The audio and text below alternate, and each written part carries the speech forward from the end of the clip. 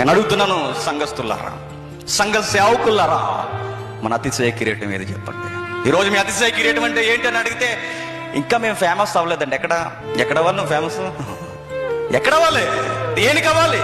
మన గుండెల్లో ఉండాల్సిన అతిశయ కిరీటం ఏంటంటే, దేవా నలుగురిని ఇచ్చావు, ఆ నలుగురు నేను కాపాడాను, ఇరుగో నేను పని చేసిన ఫలం నీ పంటే నాకు అతిశయ కిరీటం. ఎన్ని ఆత్మలను పట్టుకున్నామన్నది ప్రాముఖ్యం. మనకి బారని కిరీటంలో ఆ రోజు నిలబడేది సంఘం, విశ్వాసం. సెయింట్ జెరోమ్ అని ఒక పెద్ద ఆయన ఉన్నాడు. ఎంత గొప్ప వ్యక్తి అంటే, ఎన్నో సంఘాలు కట్టాడు, ఎందరో విశ్వాసులను దర్శించాడు, ఎందరితోనో మాట్లాడాడు. 83-84 సంవత్సరాల వరకు సువార్తలు తిరిగాడు, 16-15 శతాబ్దాలలో.